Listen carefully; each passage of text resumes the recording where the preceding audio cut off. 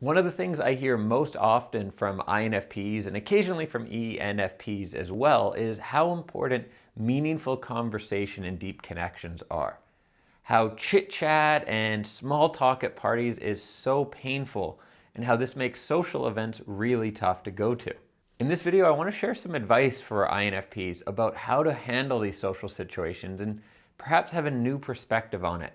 And towards the end of the video, I'm going to share a few questions that you can ask at parties to instantly turn a conversation from meaningless chit chat into something that has the potential for a deep and meaningful connection. Now, if you're new to the channel, my name is Dan, this is Dreams Around the World, and my mission here is to help you become the best version of yourself, all while creating the most awesome life possible for you and those you love. So at the end of the video, do consider hitting that subscribe button. Now imagine this scenario. You're at some kind of a party, there's about 50 people there, and all around you, you just hear small talk. What car someone just bought, the latest apps they're using, heck, maybe even the weather. And you're thinking this is a nightmare. So maybe you move off to the side, you play with the dog, you look through the record collection, pretending you're interested, anything to avoid this painful small talk and chit chat. But let's think about the math here for just a second. There's 50 people at this event. There's probably a few others who are also more interested in deep connections, who are also maybe more interesting people that you would love to talk to. Now, sure, it's possible that everyone at the party except you is really boring and interested in small talk and shallow conversation, but statistically, it's pretty unlikely. But ask yourself this question. If you were on the outside seeing yourself at that party, would there be any indication that you were someone who was interested in perhaps deeper, more interesting conversations?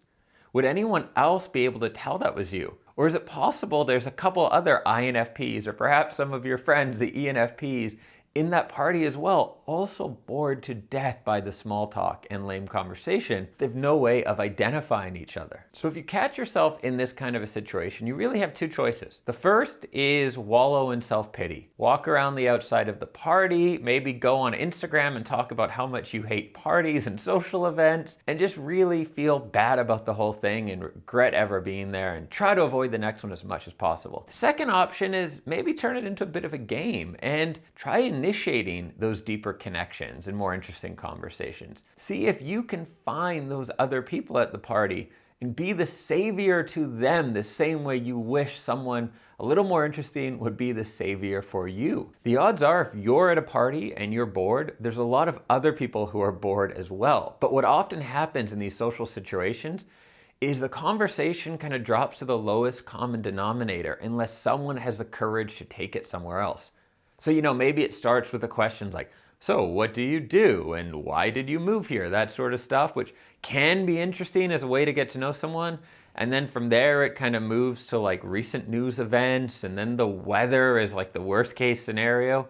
And that's not really fun for too many people. Most people in those conversations are not really enjoying themselves, but they don't know how to move that conversation somewhere else. Or maybe they do happen to be some people who live in a very shallow conversation level, and that's cool with them. But let's presume that's not the case, and you have the possibility to transform that conversation.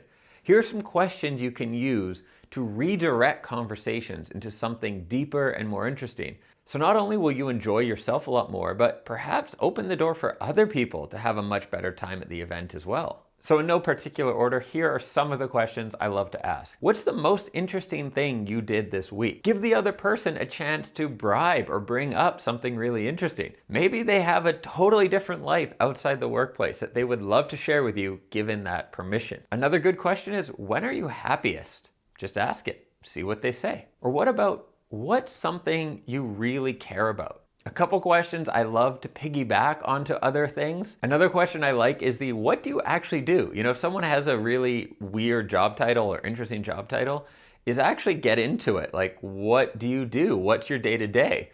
And then sometimes if you want to mess with them a bit, you can then ask like, why would you want to do that? Now, sometimes that can be harsh and offend people. But I've actually had conversations where I've asked some of these questions, what makes you happy, or why do you have that job or that? And people have come back to me years later and said, hey, remember that conversation we had? You asked me like why I have my job. I couldn't stop thinking about that, and I actually quit my job and changed what I was doing. So these kinds of questions can, yes, make for a more interesting conversation initially, but they can also have a really profound impact on other people's lives, which is a pretty cool benefit on the side. Which leads me to perhaps my favorite question, which can be asked in a few different ways depending on how the conversation is going, but is, what would you really like to be doing? So if someone tells you about their job and you can just tell they're not that interested in it, just ask them, hey, what would you really like to be doing? And that's going to show them that you're actually paying attention to their body language and that you're actually interested in them, and give them a really cool opportunity to share that with you. Or if you don't really know what they're doing yet, you could just start off the conversation with that. Like, what do you really want to do in your life? What's exciting to you? So take this as a challenge from me. The next time you're at a social event, instead of waiting for someone else to magically become interesting and sweep you off your feet with a deep connection, try initiating it with other people. Try finding those other interesting people at the event by asking deeper questions and giving people an opportunity to let their personalities out. Now I'm going to film an addition to this video where I'll talk about changes you can make to your environment to increase your odds of connecting with the type of interesting people you'd like to spend your time with. I'll link to that below in the description. There'll be a card that will pop up, and maybe it will even be in the end screen here. Thank you for watching. Do consider subscribing if this is your first time on the channel. Hit the subscribe button and hit the bell, and I will catch you in the next video soon.